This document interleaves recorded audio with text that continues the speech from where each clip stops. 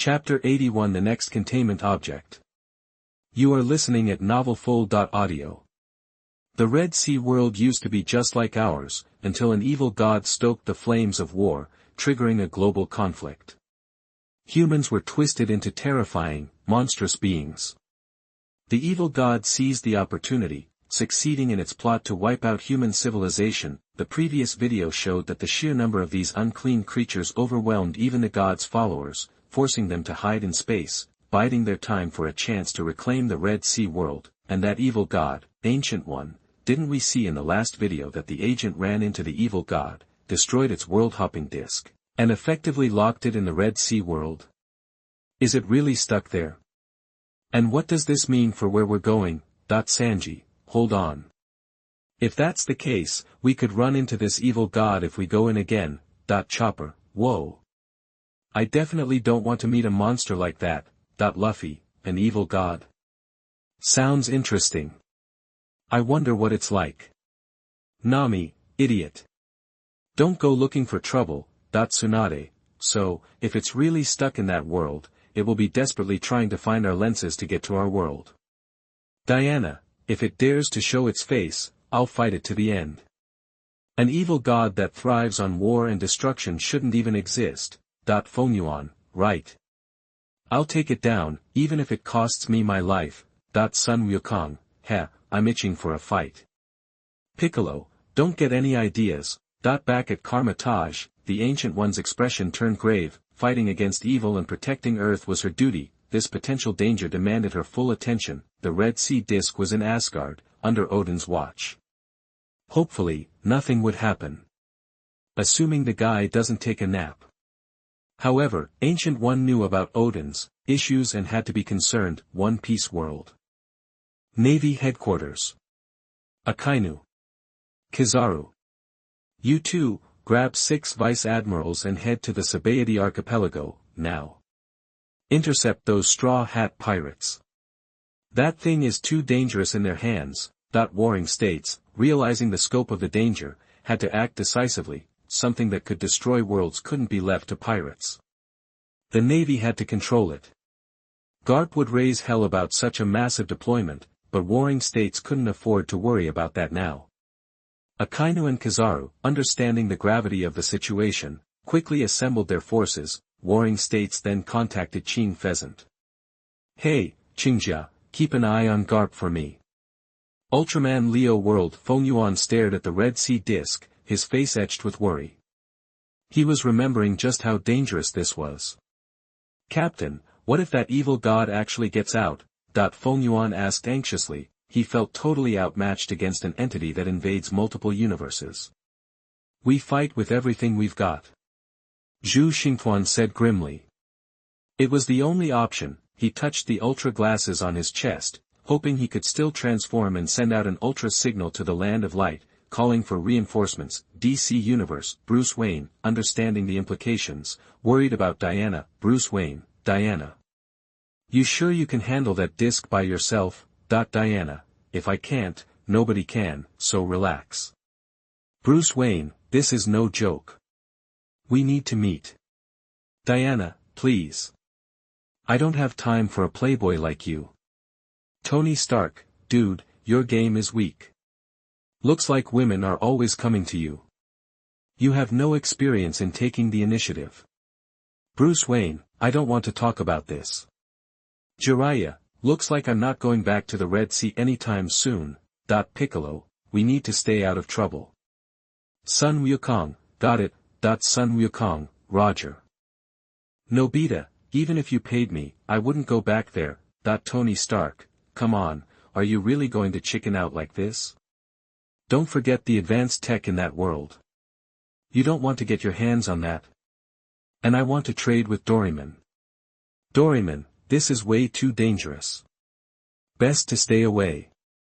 Natasha, Stark, can't you prioritize? Tony Stark, I know exactly what I'm doing. A monster that dangerous is going to show up again, right? Are our current rewards good enough to fight it off? We need more power. Warring states, I understand your point, but if you're serious about going back, you need to be ready. Nick Fury, exactly. Let's wait until we're strong enough. Tony Stark, I'm not giving up. Too bad the disk is on an alien planet. What a pain. Odin, don't count on me bringing it to Earth. Odin returned to Asgard, eyeing the disk in his hand, an evil god from another universe. It piqued his curiosity. If it dared show up in Asgard, he'd crush it. Lord Odin, Lord Thor has awoken. Heimdall announced. Good. Odin nodded. Time to see his son and set him straight back at S.H.I.E.L.D. Tony Stark was frustrated by everyone's reluctance. He knew the Red Sea world was dangerous, but the potential for breakthrough tech, trades with Doryman, Guntress, plasma light cannon data, it was too tempting. He tapped his fingers impatiently on the table. Nick Fury sighed, understanding Stark's mindset but unwilling to take the risk. Besides, the Red Sea disk wasn't even in their possession. The next containment objects will be revealed, 2 containment objects this time. The screen lit up, drawing everyone's attention, 2 at once. The last time that happened, it was the Mimic Beast and the Unstoppable Chopper. What would it be this time? In the universe of contained objects, there are several terrifying creatures related to sight, the most famous of which is the Weeping Angel. However, in addition to it, there are 2 particularly terrifying creatures related to sight. 2 images appeared, one was a black, skull-like statue, the other, a large black dog. Chapter 82 The Evil God Statue and the Death Star. You are listening at novelfull.audio. Evil God Statue, that the words flashed on screen, and everyone zeroed in on the statue, Tony Stark. Could this be connected to that evil god from the Red Sea dimension? Tony's question echoed everyone's thoughts. All eyes were glued to the screen, waiting for answers.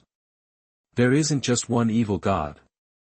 The statue shown here is unrelated to the one in the Red Sea. As if reading their minds, the screen provided clarification. This cleared up the immediate confusion. However, the revelation that multiple evil gods existed stirred up fresh anxieties. Over in the Marvel Universe, at Carmitage, the Ancient One wasn't surprised. After dealing with countless extraterrestrial threats, she knew there were more than a few evil gods out there. I wonder what kind of evil this one from the containment universe is. She stared at the statue on the screen with a keen interest. Then, the screen began its explanation. This black dog is known as the Death Star. It's like a messenger straight from hell. It can breathe fire, and its claws and fangs can tear through anything. Its hide is incredibly tough, bullets can't even scratch it. Only explosives or high-powered weaponry can hurt it, but even then, its regeneration is off the charts. You have to keep hitting it hard to do any real damage. Initially, this didn't seem too alarming. But the next part of the explanation definitely got everyone's attention. However, the Death Star's most terrifying ability is its cursed gaze. Anyone who makes eye contact with it is marked for death. And it doesn't stop there, their entire family will also die mysteriously. The screen then displayed a video. It showed a heavily armed mobile task force engaged in a firefight. The ground was littered with flames, charred bodies, and spent casings. It was a brutal scene. Death Stars on the left. Hit it with the howitzers, now. Machine gunners, get ready. An urgent voice barked out orders. Immediately, several members of the task force raised grenade launchers, while heavy machine guns opened fire on the left. Explosions rocked the area, sending dirt and debris flying. A wall of fire erupted. Boo! A black shape burst through the smoke. It was a black dog, towering at nearly 7 feet tall. Aside from its size, it looked like any other dog, but with an infinitely more menacing aura. Sparks flew from its mouth. Then, it unleashed a torrent of flames towards the mobile task force. The heat alone ignited anything flammable nearby, even before the flames made contact. It was hard to imagine the full extent of the horror. Spread out, the captain yelled, and the team scattered to avoid the flames. 2 unlucky soldiers were caught in the blast. They were instantly engulfed, their protective gear offering no defense. After a few agonizing twitches, they collapsed, lifeless. Aw! The Death Star lunged at the remaining soldiers, tearing through their weapons with its claws. The task force was outmatched. The Death Star was too fast, too deadly. In the blink of an eye, it slashed the throats of several soldiers. It was a dog, yes, but it moved with the precision and speed of a highly trained assassin. Bang bang bang. The survivors pulled out their pistols and fired, but the bullets bounced harmlessly off the creature's hide. Hoo ho ho. The Death Star unleashed another wave of flames, incinerating the remaining soldiers one by one. One soldier managed to dive to the ground, avoiding the flames, but his helmet was grazed. The fire raged on. Aw! The soldier ripped off his helmet and threw it aside, desperate to avoid being burned. Goo! The Death Star stood over him, man and beast, face to face. Oh, crap, that the other members of the task force watched in horror. But they were too far away to help. The Death Star paused, as if mocking the soldier, then turned and fled. Pursue. Don't let it escape, that the captain ordered the others to give chase. Captain, that the soldier scrambled to his feet and ran to his captain, his face etched with terror. What am I gonna do? What am I gonna do? I don't want to die. That he grabbed the captain's leg and shook him frantically, then, he froze. His expression went blank, and his skin turned ashen gray. Puff, that he vomited a cloud of ash and collapsed. Rest in peace, comrade. We'll get revenge for you. The captain spoke with a heavy tone, tinged with sadness, then moved on. Soon after, the soldiers' family members and relatives all died suddenly and without explanation. Autopsies revealed that their organs had vanished, replaced with ash, a complete violation of scientific understanding. The Death Star was a walking nightmare. It had locked eyes with countless victims. Even a momentary glance was enough to trigger the curse. Their bodies would turn to ash, and their families would suffer the same fate. The mobile task force needed special masks to block eye contact, relying on AI to pinpoint the creature's location. After a staggering loss of life, the shelter finally captured the damn black dog. Everyone was shaken. This dog was terrifying. Nick Fury, you die just by looking at it, and your whole family goes with you. That's one messed up curse. Wong, curse magic. It has to be curse magic. Chapter 83 The Evil God Statue. Once you set your eyes on it, you can't take your eyes away. You are listening at novelfull.audio. As the manager of the Comitage Library, Wong is the top expert on all kinds of magic, including curse magic. He knows curses that can kill someone instantly, seemingly out of nowhere, and even affect their family. The problem is, these curses are incredibly complex and require the power of an evil god to work, but the Death Star can do that just by looking at you. That's insane. Tony Stark, the Death Star really lives up to the hype. Bruce Wayne, just a look can cause that much damage. How can something that terrifying exist? Naruto, compared to that mutt, that statue's not so bad. At least it doesn't mess with so many people. Warring states, yeah, to be blunt, if you had to deal with that kind of monster, you'd need to find orphans with no family. Tsunade, not necessarily. Blood relatives are still relatives. Who knows how many distant cousins I've got. Kizaru, it's not that hard to handle. Just use observation hockey to sense it. Naruto, hey, if I use a shadow clone, would the clones looking at each other affect the original? Jiraiya, probably best not to test that theory. That while everyone was busy debating, the screen continued. Another site-based hazard, the evil god statue, is actually easier to contain than the Death Star. The announcement on the screen cut everyone off. They were all pretty curious about what this evil god statue could do. This statue showed up in an art gallery. Nobody knows how it got there. Even the museum owner had no clue. He was about to toss it out, but that's when things went sideways. Late one night, the museum curator died suddenly. The cause of death? A heart attack, but the guy was in great shape. A heart attack out of nowhere? Something was definitely fishy. Normally, a death from natural causes wouldn't be our problem. After all, that happens all the time. But then more and more people started dropping dead, not just the curator, but a bunch of other people died of heart attacks that night too. They were either museum employees or had been there that day. The common thread? The museum, when the cops checked the security footage, they found something unbelievable. People would be fine 1 second, and the next, a statue would appear out of thin air, crush them, and vanish instantly. Then, boom, heart attack, and it wasn't just one person. It happened to a bunch of people who died suddenly, whether they were in their car, in the bathroom, or in bed. The statue would show up without warning, flatten them, and then disappear, and according to the timestamps, these people didn't die at the same time, but seconds apart. The statue was taking them out one by one. The museum staff realized the statue was the same one that had mysteriously appeared. This immediately caught the attention of the containment committee. They took over the case to investigate the evil god statue and contain it. The research showed that once someone sees this statue, they're marked. They have to keep looking at it and can't look away. If they do, they'll lose track of it. The statue will then teleport, in some freaky order, killing everyone who's seen it. So, to contain it, you either have to make sure nobody sees it in the first place, or have multiple people taking turns watching it so it's always in someone's line of sight. Even if one person looks away, as long as someone else is watching, the statue won't activate its ability. Since the statue looks like an evil god and kills in such a bizarre way, we just call it the evil god statue. As for whether it's actually connected to a real evil god, that's still being investigated.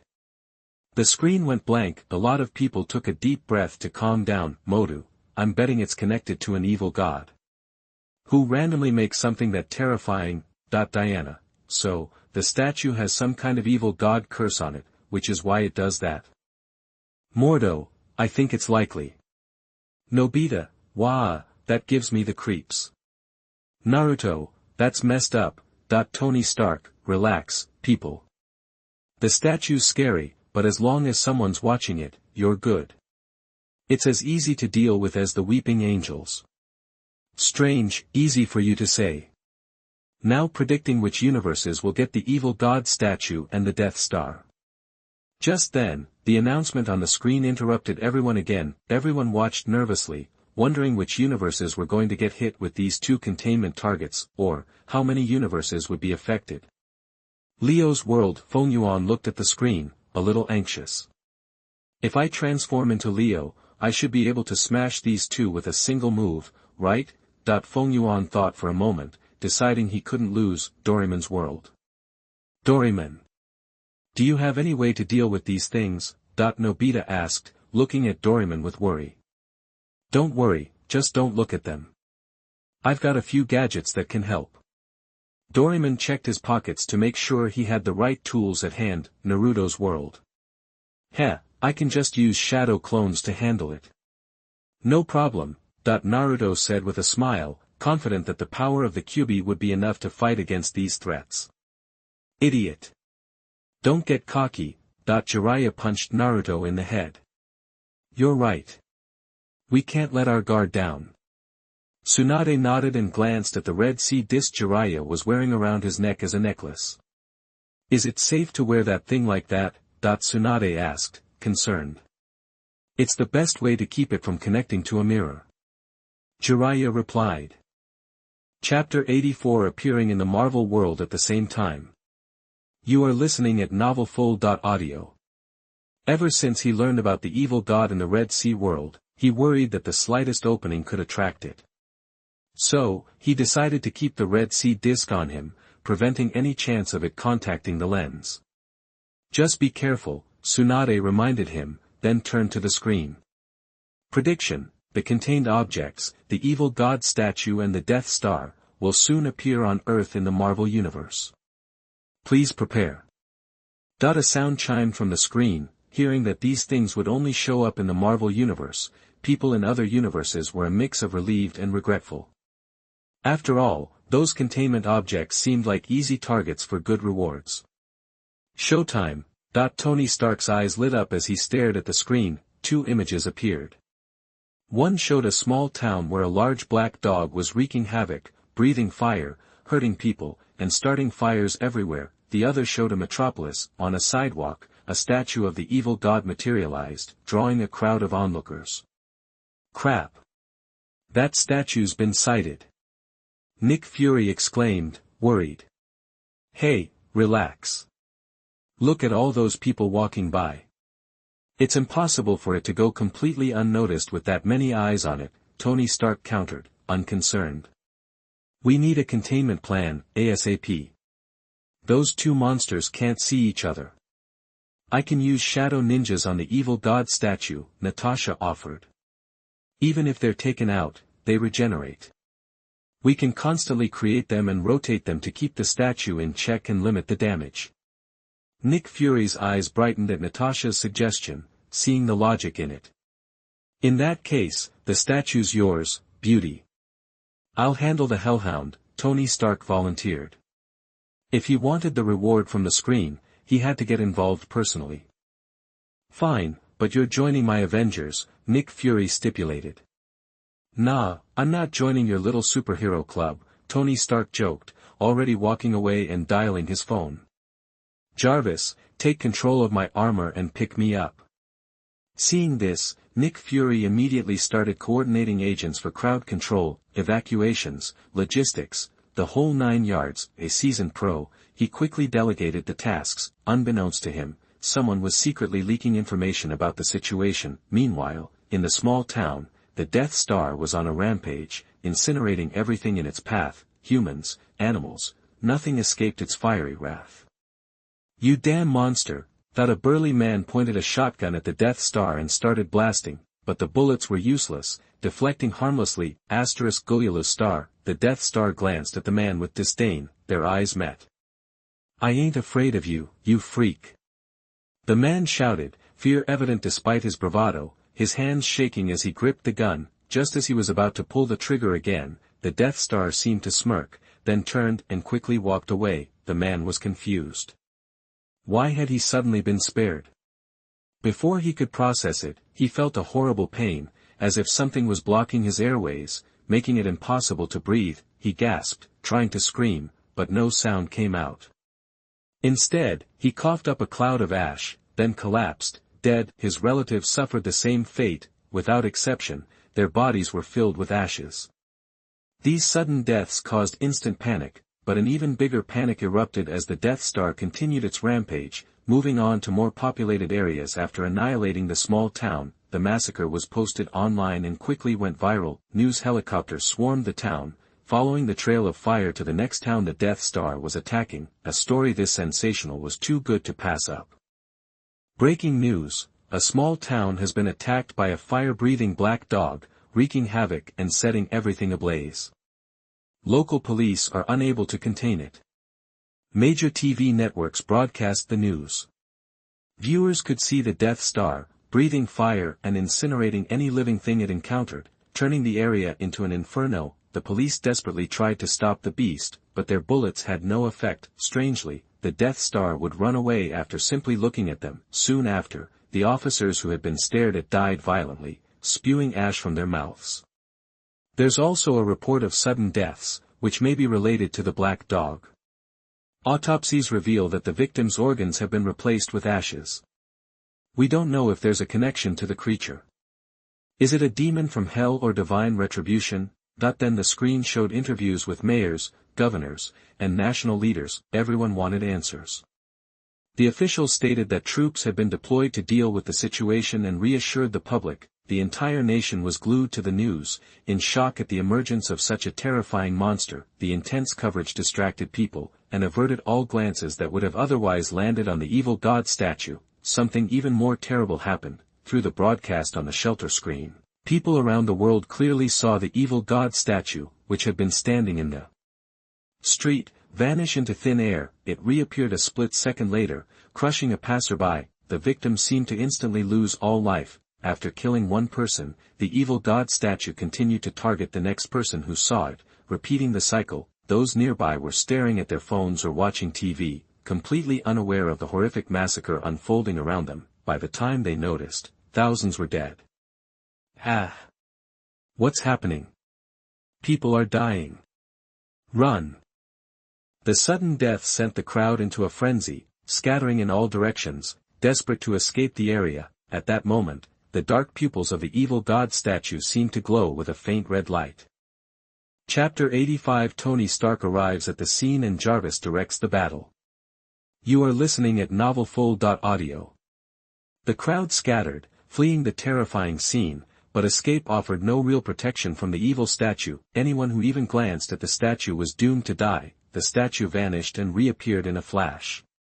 Each time it materialized, another person died, beginning the cycle anew, endlessly hunting those who had seen it. Panic gripped the United States, a string of bizarre deaths in the town square. Was it a ghost attack or a devil's curse? What did this have to do with that hellhound? The whole country was on edge, glued to the news, unable to focus on anything else. Activists marched on government buildings, demanding action. Officials stepped forward to calm the public, promising to find a solution. At SHIELD headquarters, Nick Fury's phones were ringing off the hook, with leaders from every sector demanding to know what SHIELD was doing. "We've got people on it, but these things take time," Fury barked, repeating the same answer over and over, his eyes glued to the screen. He couldn't deal with Death Star, not yet. But the evil god statue? All it took was one look to make someone its next victim. Fury ordered these leaders to assign personnel to keep the statue under constant surveillance. They balked, finding his request ludicrous and rejecting it outright, making Fury want to reach through the phone and punch them. "Fine. Wait for my agents to handle it." Fury slammed down the phone, cutting off all lines, and turned his attention to the monitor. A SHIELD Quinjet appeared in the sky. The statue of the evil god was causing mayhem in the square. Fury felt a glimmer of hope. "Natasha, it's all you," Fury said over the comms. "Got it." Natasha, wearing her Terra mask, summoned her shadow ninjas. "Keep your eyes locked on the statue and get it onto the plane. No looking away, got it?" Natasha instructed the shadow ninjas. The shadow ninjas bowed to express their understanding, turning into shadows and rushing toward the statue of the evil god. The evil god statue had claimed countless lives. Its eyes glowed with a faint red light. Just as the statue was about to teleport to its next victim, the shadow ninjas materialized around it, focusing their gaze to prevent it from moving. They lifted the evil god statue and began carrying it toward the Quinjet. Agents in sunglasses swarmed the area, forming a perimeter to prevent onlookers from seeing inside and becoming the statue's next targets. Curious onlookers approached, wanting to snap pictures, but SHIELD agents swiftly ordered them away. Police officers arrived, cordoning off the area. Reporters swarmed in for interviews. "What's going on? What are you transporting? Who are these ninja guys? What is that thing? How does it relate to the deaths? Which agency are you with?" The reporters clamored for answers, but the agents remained tight-lipped, not out of spite, but because they were as much in the dark as the reporters. Natasha saw the shadow ninjas load the statue onto the plane via surveillance. "Nice work. Shadow ninjas, keep your eyes glued to it. Nobody else looks at that thing. Now, back to SHIELD," Natasha commanded. The Quinjet lifted off, heading into the distance. "Phew, that's one problem down. Good thing Natasha's got those shadow ninjas with their unlimited vigilance." Nick Fury sighed, relieved to have eliminated one threat. The evil god statue was strange, but keeping it under constant watch made it manageable. "What's the progress on the Weeping Angel?" Fury picked up the walkie-talkie and contacted the lab. They hadn't made any progress. Without witnessing its abilities firsthand, anyone would think it was just an ordinary concrete statue. Damn. Is this some kind of magic? Should we contact those sorcerers? Fury thought of the Ancient One and her disciples. These people were also unpredictable, so it was best to establish contact sooner rather than later. "Director, about the Tesseract research you ordered, it's not going well. The Tesseract is unstable. Should we continue?" A researcher brought up the Tesseract. Seeing the horrors of the contained objects, Fury had ordered the acceleration of Tesseract research. Ideally, it would lead to a faster-than-light engine like the one developed by the Chris scientist, but the roadblocks had been substantial. "Keep at it. Our world is too dangerous. We need the Tesseract's power," Fury urged. Asgard alone was a threat. Humanity needed powerful weapons, and fast. "Should we get Stark involved in the Tesseract research? With his mind, he might make a breakthrough." Hill suggested. Fury paused, then shook his head. "Better not. This is top secret.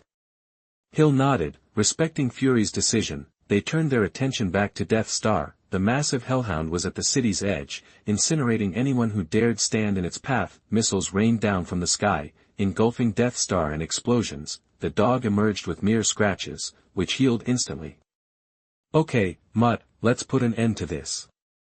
Tony Stark in his Iron Man suit swooped down, cannons blazing. Chapter 86 Iron Man vs. Death Star. You are listening at novelfull.audio. Inside the helmet, Tony Stark had cut off the external visuals. Jarvis, keep me locked on the beast. Affirmative, sir. It's 88 meters ahead. Any attack right now, it'll dodge with ease.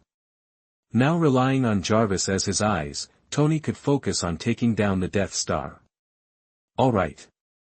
The second he said it, he felt an intense heat and shot skyward. He barely dodged a wave of fire.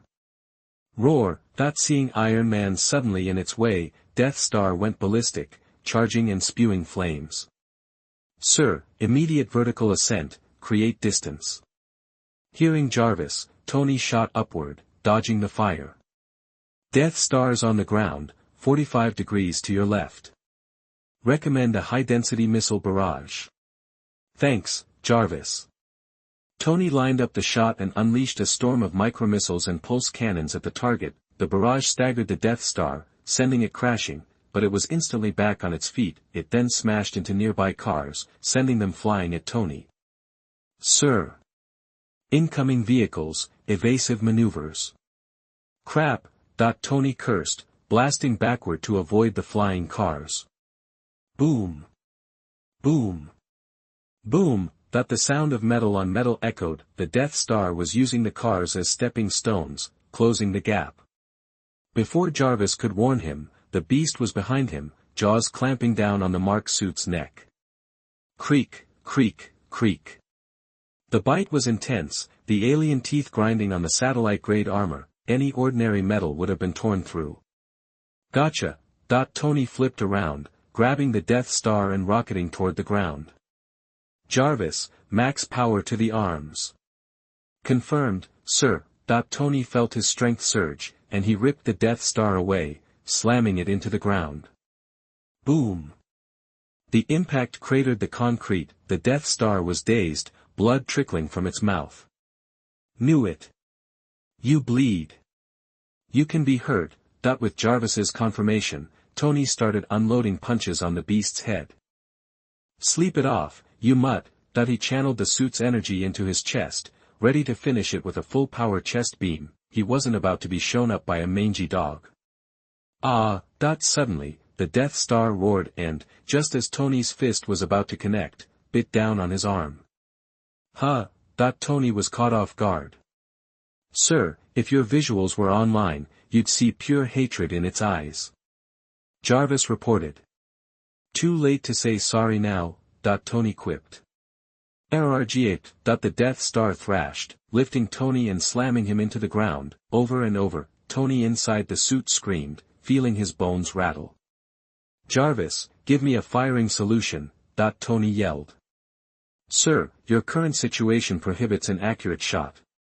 Jarvis sounded stressed, unable to find a window. Iron Man was basically playing ragdoll, except the doll was a monster dog. Just give me the window. Tony's words were slurred. Jarvis analyzed the Death Star's movements, pinpointing the optimal moment. Firing solution in 1 second. Fire. Tony unleashed the fully charged chest beam. The beam erupted, blasting outwards, obliterating everything in its path and creating a massive shockwave. Tony Stark was blasted out of the maelstrom, tumbling onto the ground. As he tried to stand, a car landed on top of him. Using the suit's remaining power, he had to move the wreckage to stand. My back, I hope it's still in one piece. He limped out, feeling his body ache with every move. Jarvis, scan for the dog. There's no way it survived that. Bang, .2 cars were sent flying. The Death Star crawled out, no longer the intimidating beast from earlier. It was covered in wounds, its bones visible through the seared flesh. Gugga. It glared at Iron Man, radiating pure hatred. Never had it suffered such damage. Woo woo woo woo. It staggered, enduring the pain, its eyes promising a gruesome end for the armored figure. Jarvis, energy levels. Can I finish it? Sir, only 15% power remains. A decisive victory is unlikely. Jarvis replied. Okay, focus everything into my fist. One punch to take down this mutt. Chapter 87. An accident happened. A renegade agent. You are listening at novelfull.audio. Under Tony's command, all of Mark's armor's remaining power focused into a single punch. Tony crouched, adopting a fighting stance, ready to deliver the blow the instant the big black dog lunged. If this punch doesn't do it, I'm sunk. A touch of regret hit Tony. Maybe he'd rushed in a little too fast and should have prepped more. But there was no time to dwell on it. Ah! The Death Star roared, hurtling towards Tony. Tony took a deep breath, waiting for Jarvis's signal, the cue to unleash his punch. The air crackled with tension. Despite its serious injuries, the Death Star closed the distance with terrifying speed, about to sink its teeth into Tony. Sir, now, Jarvis announced instantly. Tony tensed to throw the punch. Boom, but then, a silver figure plummeted from the sky, landing squarely on the Death Star. The impact sent the creature sprawling. Standing triumphantly on the fallen beast was a silver-gray armored figure, a heavy machine gun mounted on its shoulder, calmly observing Iron Man. Sir, stand down. Colonel Rhodes detected. Jarvis reported the new arrival to Tony. What? What about the Death Star? Tony, primed and ready, was completely thrown by this turn of events. Unconscious. Restore visual feed. Tony snapped back to awareness and saw the War Machine armor he'd given to Rhodey, or rather, the War Machine Rhodey had requisitioned. The War Machine's mask retracted, revealing Rhodey's face. Hey, Stark, looks like I just saved your bacon. You look invigorated. Rhodey didn't fully grasp the situation, but seeing Tony battling these monstrous creatures, he figured things were serious. Please, I'm always in peak condition. Tony opened his faceplate, a cocky grin plastered across his face. I was this close to taking that mutt down. You missed a real spectacle. Tony bragged. Sure. I saw you getting thrown around like a ragdoll. Rhodey deadpanned. Wait a minute. You saw that? When did you get here? Tony pointed accusingly at Rhodey. Just in time for your first launch. But my lips are sealed. Rhodey's smirk made Tony groan and facepalm. Hold on, it wasn't just you. Tony's eyes darted to the interface. A stream of messages filled the screen. Luffy, whoa. That armor's awesome. What is it? Frankie, high-tech armor. Flight and firepower. It's a real man's dream. Naruto, so cool. Nobita, I want armor like that. Moro Hashiden, you've got Doraemon. What do you need armor for? Nobita, yeah. I want Doraemon too. Doraemon, no, you still have homework to do. Seeing that no one was paying attention to his earlier predicament, Tony sighed in relief. At least his embarrassment hadn't been witnessed. Buzz buzz. The Quinjet descended, its hatch opening to reveal Coulson. Mr. Stark, the containment unit is ready. We can secure the dog. Thanks for your help, Colonel Rhodes. Coulson called out, waving enthusiastically, his eyes gleaming at their armor. Got it. Tony replied, picking up the Death Star, careful to cover its eyes. Hang on, isn't that a S.H.I.E.L.D. agent?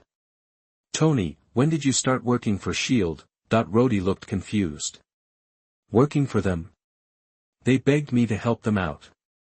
Tony retorted as he headed towards the plane. Need a ride? Tony asked Rhodey. Nah, I'm here on orders to investigate. Gotta file a report. What do I tell them? Just pass them on to S.H.I.E.L.D., Rhodey asked rhetorically. Yeah, tell them to negotiate with S.H.I.E.L.D. Tony said as he shoved the Death Star into the specially designed titanium alloy containment unit on the Quinjet. He didn't think anything could escape from that. Later, Rhodey. That armor looks good on you. Tony yelled as the hatch began to close. See ya. By the way, the Hammer Industries Expo's tonight. They added some new stuff to my arsenal. Come check it out, Rhodey said before taking off. The last place I want to be is near Hammer Industries. Tony grimaced and shook his head, then he slumped into a seat. Hey, get me a coffee and a burger. I'm wiped. Tony ordered Coulson. Sorry, sir. Nothing here. Coulson replied with a smile. No respect for a returning hero, huh? Tony rolled his eyes. Sorry, sir. But, what was that dog thing? Coulson asked, eyeing the massive metal box. The creature's power was terrifying. Just tell them it's a hellhound. Pass the buck to Fury for the details. Tony shrugged, opting for silence, staring out the window, drumming his fingers. Weird. Where's my reward? Tony thought to himself. Usually, he'd get something immediately after getting containment objects, so why not now? And something felt wrong. Tony scrutinized the passing landscape and leaned closer. Hey, Coulson, is this the route to S.H.I.E.L.D.? Tony asked. Coulson realized it was not and immediately headed towards the cockpit. Hey, where are you going? In a flash, an agent stood, raising a rifle. If you want to live, don't do anything, the agent yelled. Chapter 88 Hijacking Incident. You are listening at novelfull.audio. Hey Coulson, when did your agent learn to hijack planes? Tony quipped, despite the situation. Don't be ridiculous. They are definitely not our S.H.I.E.L.D. agents. Coulson said, taking a deep breath. Who are you? Who do you work for? How did you get in here? Coulson questioned, remaining calm. Enough chatter. You're hostages now. Shut your mouths if you want to live. One of the hijackers threatened, keeping his gun pointed at Tony Stark's head. Tony had taken off his helmet after boarding. He hadn't developed nanotechnology yet, so the armor was disassembled the old-fashioned way. No matter how powerful his armor is, an exposed head is a fatal weakness, and his battery was low. Crap, what's with that damn Nick Fury? Doesn't he know who works for him? Letting moles slip through the cracks. Tony was not happy. He started thinking about his options. It wasn't just Tony's plane that was getting hijacked. Natasha's was too. Most of the agents who accompanied Natasha to deal with the evil statue were traitors and had already taken control of the Quinjet, setting a new course. Some loyal S.H.I.E.L.D. agents tried to resist but were immediately shot down. Don't move, Black Widow, or you'll get a hole in that pretty face. One of the hijackers pointed his gun at Natasha's face. Who sent you? How did you infiltrate S.H.I.E.L.D. without us knowing? Are you Hydra remnants? Natasha wasn't fazed. She calmly tried to figure out who these people were. As expected of the famous agent Natasha, you have nerves of steel. Too bad I'm not telling you anything. With a sneer, the hijacker snatched the Terra mask from Natasha's hand. He ordered his accomplices to watch Natasha and the other agents, then walked over to the iron box holding the evil god statue and knocked on it. What's inside this thing? It can kill so many people without anyone even looking at it. It's a scary weapon. And that mask you used to summon soldiers, what's that about? When did you get your hands on it? The hijacker examined the Terra mask with curiosity.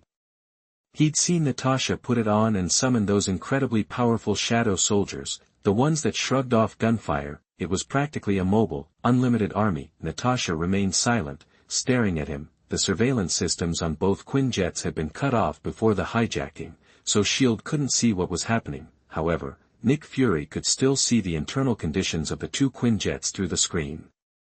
Son of a bitch. What the hell is going on?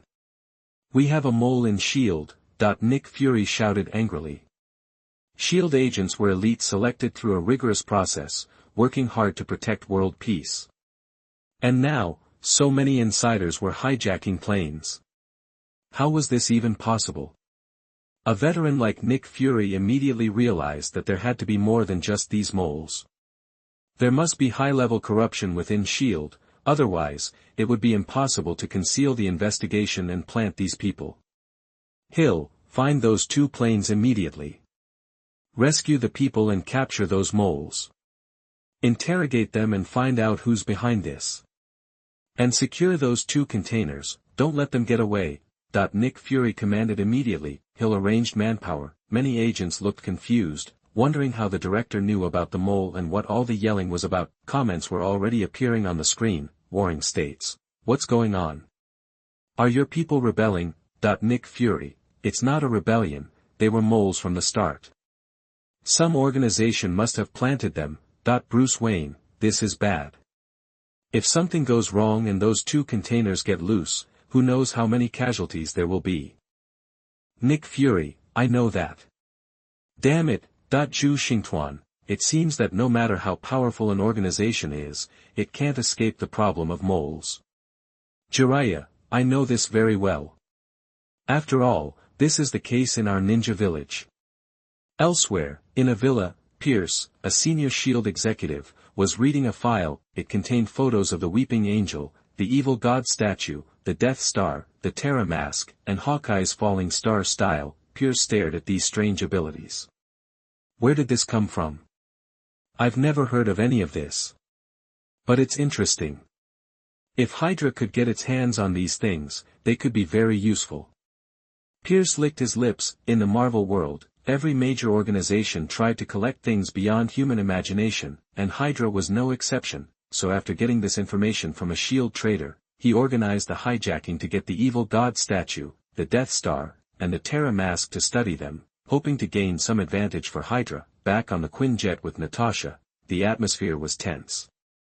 Except for Natasha, the other agents didn't dare to move or even blink. Only someone as experienced as Natasha could remain calm. How do you use this mask? Do I just put it on and summon those ninja soldiers? Is there a spell? The hijacker put the Terra Mask on his face, hoping he could summon those powerful shadow soldiers too. Hee. Natasha sneered. Sorry, it doesn't matter if the mask is in my hand or not. I'm still the real owner. Before the hijacker could react, a shadow soldier burst out of the gap in the cage and pinned him to the ground. At the same time, shadows rose from under the feet of some of the other hijackers. Before they could react, shadowy arms broke the arms holding the guns, leaving them defenseless. How is that possible?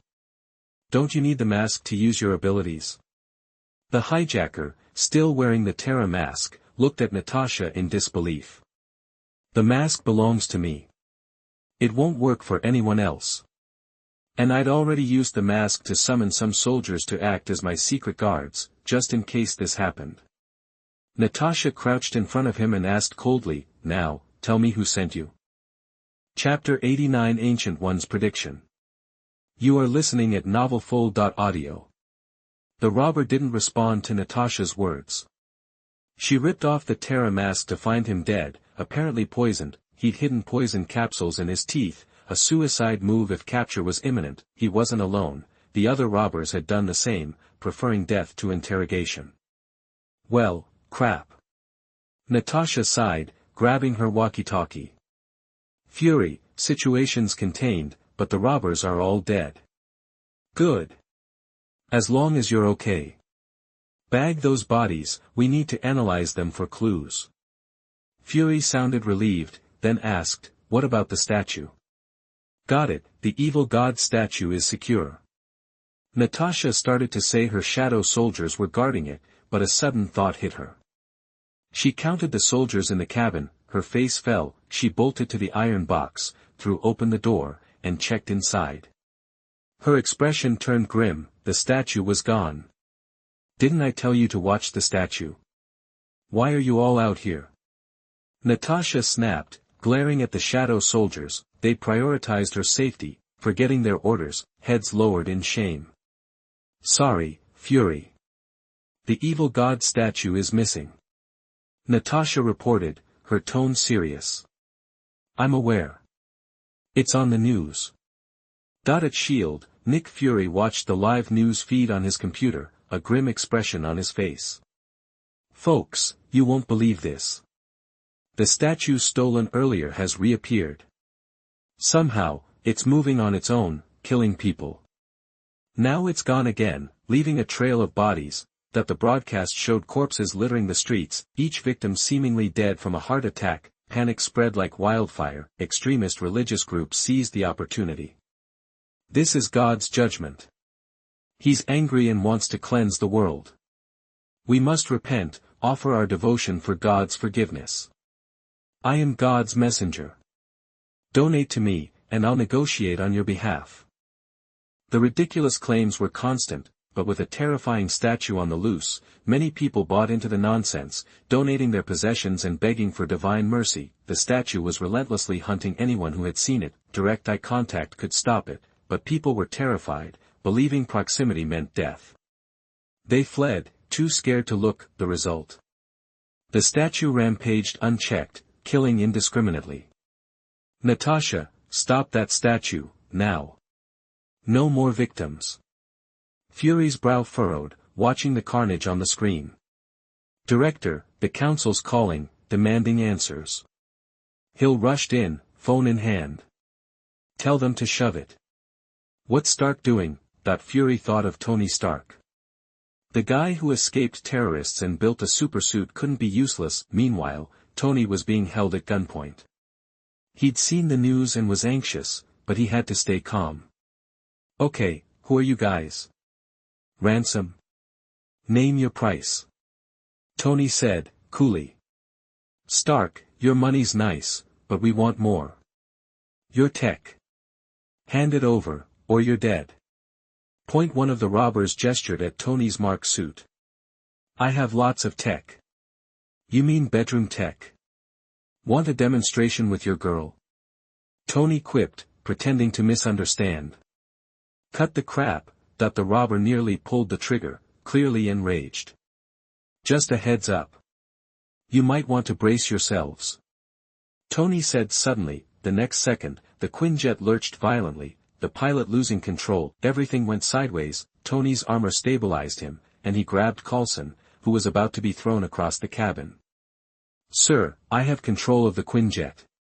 Jarvis's voice came through. Tony had tasked Jarvis with hacking the Quinjet system and taking over. Despite the Quinjet's advanced systems, it was a cakewalk for Jarvis. Good job.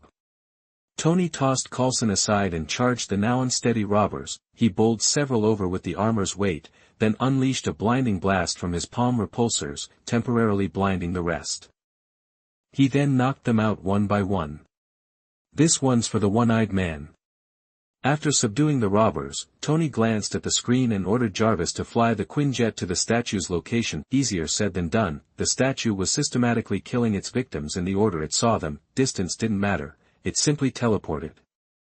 The targets were scattered, giving it a wide range to move around, making it hard to track. Waiting for it to finish killing everyone wasn't an option, which had everyone on edge. Ancient One, in 2 minutes, the statue will be at a pizza shop on Brooklyn Street in District 24.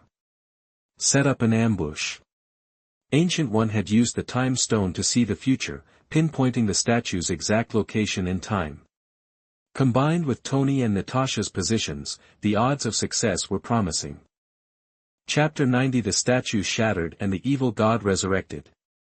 You are listening at novelfull.audio. Nick Fury, what? How'd you know that? Can you see the future? Ancient One, that's beside the point. You need to hurry up and set that ambush. Tony Stark, is that what you call magic? Like some fortune teller. Mordo, watch your mouth. Stark. Ancient One, believe it or not, just wait and see. Tony Stark, Tony didn't want to buy into any of this, but things were critical. Desperate times called for desperate measures, so he ordered Jarvis to fly to Brooklyn, full speed ahead. The Quinjet made good time. Natasha was right behind them. 90 seconds later, both aircraft were hovering over the area. Tony didn't even wait to land, he just blasted down in his suit. He stood in front of the pizza joint. Gotta see if this soothsayer is for real. Tony watched the door, waiting. Sir, 2 minutes are up. Jarvis chimed in. Just then, a customer walked out of the pizza place. In that instant, a statue of some evil god materialized and crushed him. The guy died instantly, heart attack city, without even knowing what hit him. What the? Tony Stark was floored, seeing the statue appear out of nowhere. The Ancient One really could predict the future. Seeing her prediction come true, information flooded the screen. Strange, incredible. Is that the Ancient One's magic? Mordo, now you get it. Her magic is beyond comprehension. Luffy, whoa. You can see the future. Sun Wukong, just like a fortune teller with a crystal ball. Ancient One, my foresight isn't some parlor trick. Jiraiya, that's insane. I could avoid so much trouble with that. Ancient One, some things are better left unseen. Tinkering with the future can make things much worse. Akainu, I disagree. Knowing about dangerous pirates ahead of time means we can wipe them out before they become a problem. Feng Yuan, that makes sense. My world's crawling with monsters. Knowing when and where they'll appear would be a huge advantage. Ancient One, I'll reserve my judgment on that. She glanced at the screen, and noticed something strange about the statue. Stark, Natasha landed and rushed over, looking worried. Hey there, beautiful. You forgot your purse. Maybe we could grab dinner sometime. Tony never missed a chance to flirt. Focus, Tony. I hope you didn't get hurt. Natasha rolled her eyes. Relax, I'm fine. Tony grinned, turning back to the statue. Mind if I take over? I could use some of that reward money. Dream on. Natasha wasn't about to let him have all the glory. She approached the statue. Crack, click, click. Suddenly, cracks spiderwebbed across the statue's surface. They seemed to multiply, spreading rapidly. What's happening? Natasha froze. Why was the statue falling apart? You didn't touch it, did you? Tony speculated. Ancient One, get out of there, now. Gui seemed to know what was coming and issued an urgent warning, but before they could react, the statue exploded, unleashing a cloud of black mist that spread like a storm. Tony's face went white. He grabbed Natasha, fired his repulsors, and blasted away from the expanding cloud. The mist engulfed a large area, swallowing the pizza shop and nearby businesses. After spreading for a moment, the mist suddenly began to contract, collapsing inward. It pulled back towards the shattered remains of the statue. The area that had been covered in mist was now littered with bodies. Thousands of people lay dead. Both Natasha and Tony stared at the carnage, their faces grim. Whoa! A strange, distorted sound emanated from the mist. It sounded like speech, but it was garbled. Finally. Well, is this human language? A deep, gravelly voice echoed from the shrinking cloud. The mist shot upwards. A towering figure emerged, its body cloaked in darkness. The creature was easily 30 feet tall, humanoid in shape, but gaunt and monstrous, its face a grotesque parody of human features. It looked like a demon straight out of a nightmare. A demon? Tony muttered, horrified. The creature heard him. Demon? No. I am a god. Your god, the evil god roared, its voice so powerful it buffeted Tony and Natasha. After eons, after witnessing the destruction of universes, after slaughtering countless souls, I have finally broken free. I will build my kingdom here, regain my power, and make my name known across the cosmos. As the evil god spoke, it radiated waves of power. The ground shook, buildings cracked, and crumbled. Bystanders screamed and ran, filming with their phones as they fled. Everyone watching the screen was stunned.